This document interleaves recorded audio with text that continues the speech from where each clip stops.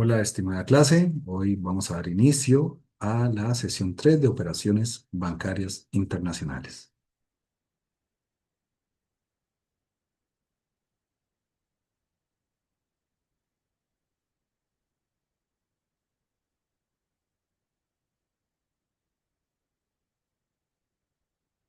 Para este tema tenemos lo que es la solvencia bancaria y la seguridad neta. En lo que es la solvencia bancaria, definimos la solvencia bancaria que se refiere a la capacidad de un banco para cumplir con sus obligaciones financieras a largo plazo.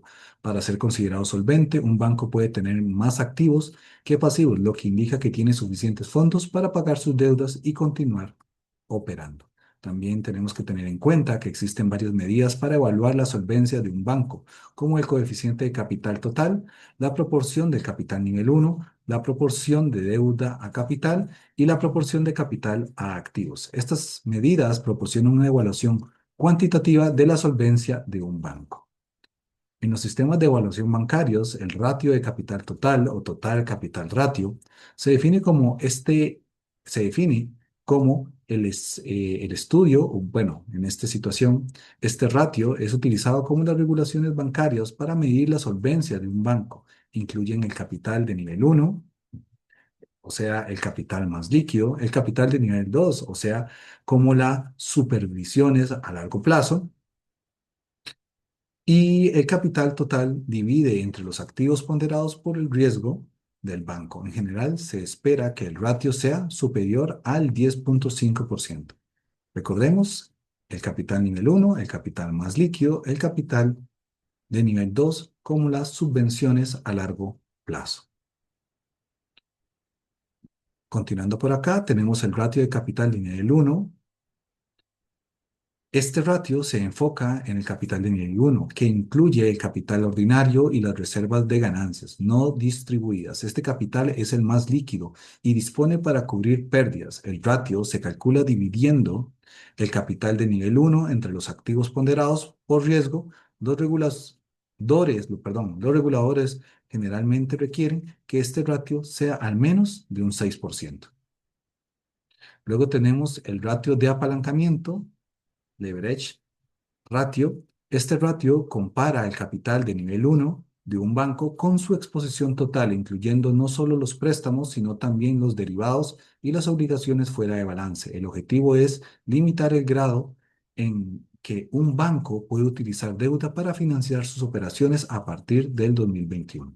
Los reguladores bancarios internacionales generalmente requieren un ratio de apalancamiento del 3% como mínimo. Luego tenemos la cobertura de liquidez a corto plazo, LCR, por sus siglas en inglés, LCR. Este ratio compara los activos líquidos de alta calidad de un banco con sus salidas netas de efectivo proyectadas durante un periodo de estrés de 30 días. Este ratio debe ser al menos 100%, lo que indica que el banco tiene suficientes activos líquidos para cubrir una salida total del efectivo durante un mes. Luego tenemos el ratio de financiación estable neta, NSFR, por sus siglas en inglés, NSFR, respectivamente. Este ratio mide la cantidad de financiación estable, como los depósitos a largo plazo y el capital que un banco tiene en relación con la cantidad de activos líquidos, como los préstamos a largo plazo. Los reguladores requieren que este ratio sea al menos el 100%, lo que indica que el banco tiene suficiente financiación estable para cubrir sus activos líquidos. También podemos agregar que estos ratios ayudan a reguladores de inversiones y otras partes interesadas a evaluar la solidez y estabilidad de un banco, aunque no son la única herramienta de evaluación. También se toma en cuenta otros factores como la calidad de gestión, la estrategia de negocios, la calidad de activos, el perfil de riesgo y el entorno macroeconómico. La seguridad neta, por su lado, o sea, seguridad neta, no es un término comúnmente utilizado en las finanzas o a banca. Sin embargo, en el contexto de las finanzas personales podría referirse a un colchón financiero o fondo de emergencia que protege a las personas contra dificultades económicas imprevistas. Para los bancos y las instituciones financieras, el equivalente podría ser un nivel de capital de reserva funcionalmente alto para cubrir pérdidas inesperadas. Luego tenemos la composición neta, que es un término utilizado por las finanzas para describir el proceso de consolidación de todas las transacciones entre dos partes en una única cantidad neta que se debe pagar. Esto deduce la cantidad total de transacciones entre las partes y ayuda a minimizar el riesgo de incumplimiento. Por lo tanto, este proceso puede considerarse una forma de proporcionar seguridad a las transacciones financieras. Luego tenemos, el siguiente subtema, el análisis de la rentabilidad bancaria. En la rentabilidad bancaria y la seguridad de solvencia, ¿verdad? Tenemos lo siguiente. Vamos a dar inicio con la rentabilidad bancaria. Es la medida de rendimiento financiero que los bancos obtienen de sus actividades. Los bancos generan ingresos principalmente a través de la intermediación financiera, es decir, tomando depósitos y proporcionando préstamos y servicios financieros a los clientes. La rentabilidad bancaria se mide mediante indicadores como el retorno sobre activos, el ROA, y el retorno sobre el patrimonio, el ROE. Un banco rentable es capaz de generar ganancias consistentes y satisfactorias en relación con sus recursos invertidos. Luego tenemos la seguridad bancaria, que se refiere a la protección de los depósitos y la estabilidad financiera de los bancos.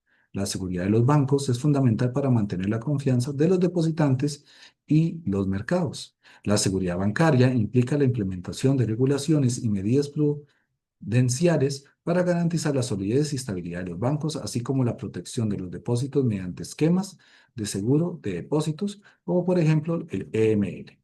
Esto ayuda a prevenir la insolvencia bancaria y promueve la estabilidad del sistema financiero en general.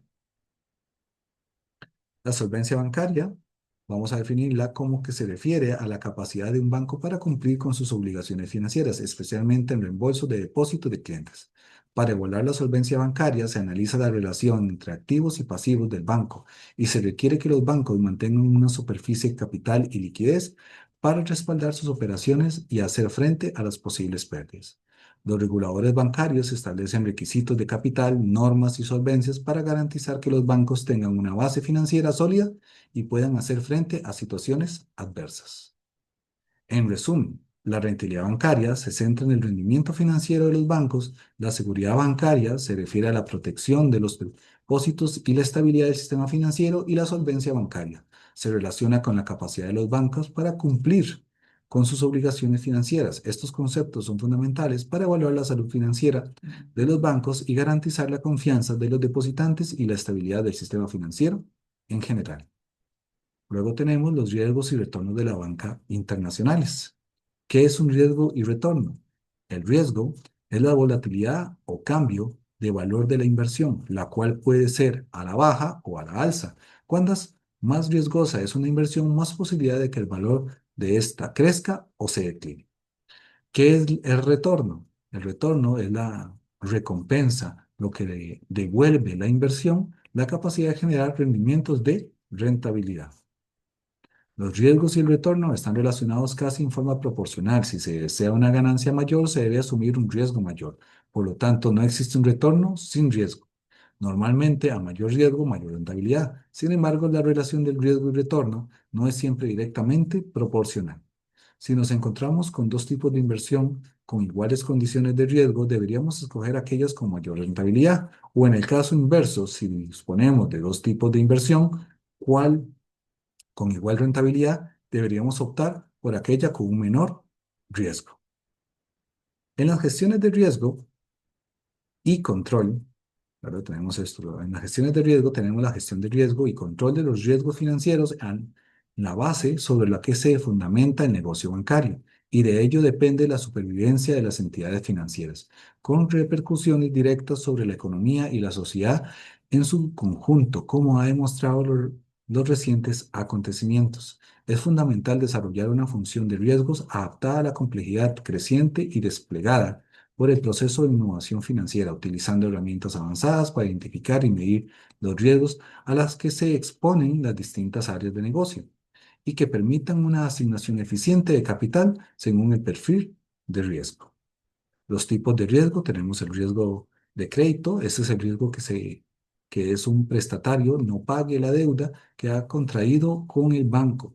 En el contexto de la banca internacional, este riesgo puede ser mayor, dado que las condiciones económicas, regulatorias y políticas diferentes en diferentes países pueden afectar la capacidad de los prestatarios para pagar sus deudas. Y luego tenemos el riesgo de mercado. Este se refiere a la posibilidad de que el valor de los activos del banco disminuya debido a cambios en los precios de mercado, como las tasas de interés y los tipos de cambio. Los bancos internacionales están especialmente expuestos a este riesgo debido a sus actividades en diferentes mercados y países. También tenemos el riesgo operacional. Este es el riesgo de que las operaciones del banco se vean afectadas por eventos inesperados como fallos tecnológicos, fraudes, errores humanos, desastres naturales. Este riesgo puede ser mayor en la banca internacional debido a la complejidad de operaciones en diferentes países y jurisdicciones. El riesgo de liquidez, este riesgo de que el banco no pueda cumplir con sus obligaciones financieras a corto plazo en el contexto internacional. Este riesgo puede ser debido a la posibilidad de que ocurran problemas de liquidez en diferentes países al mismo tiempo. Luego tenemos el riesgo legal y regulatorio. Los bancos internacionales deben cumplir con las regulaciones de todos los países en los que operan, lo que puede ser un desafío debido a las diferencias en las leyes y regulaciones de diferentes jurisdicciones.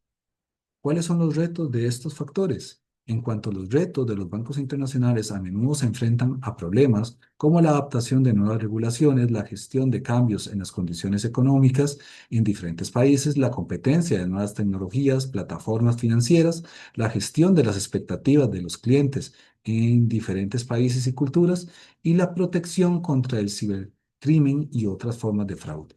Es importante mencionar que la banca internacional también puede ofrecer oportunidades significativas, como el acceso a nuevos mercados, clientes, la diversificación de los riesgos, la posibilidad de promover las eficiencias y las innovaciones globales. Sin embargo, para aprovechar estas oportunidades, los bancos internacionales deben gestionar de manera efectiva los riesgos y los retos a los que se enfrentan. En los estados financieros, el análisis de estos mismos es una evaluación detallada sistemática de la información financiera. Representa en los informes contables de una empresa. El objetivo principal es comprender la salud financiera, el rendimiento y la posición económica de la organización, lo que ayuda a los inversionistas, gerentes, acreedores y otras partes interesadas a tomar decisiones informadas. En los estados financieros también tenemos cuáles son los principales puntos que se analizan.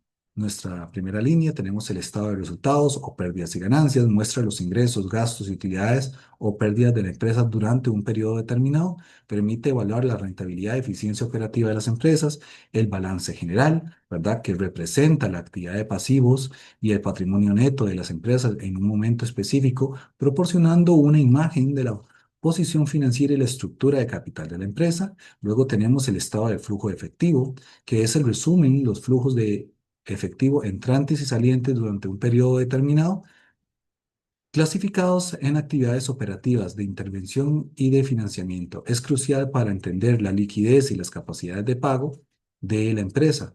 El estado de cambios en el patrimonio neto muestra los cambios en el patrimonio neto de la empresa durante un periodo específico, incluyendo las inversiones de los accionistas, las ganancias retenidas y otras transacciones de capital. Luego tenemos las técnicas para realizar los estados financieros. Tenemos el primer factor, que es el análisis horizontal, que consiste en comparar los datos financieros de un periodo con los del otro para identificar tendencias y cambios significativos. Luego tenemos el análisis vertical, que se utiliza para evaluar la composición de los estados financieros, expresando cada partida como un porcentaje de un número base, generalmente los ingresos. Luego tenemos los ratios financieros. Estas herramientas financieras calculan las relaciones entre las diferentes cuentas de los estados financieros, proporcionando información sobre la liquidez, la solvencia, rentabilidad y la eficiencia de la empresa. Y por último, tenemos el análisis de tendencias.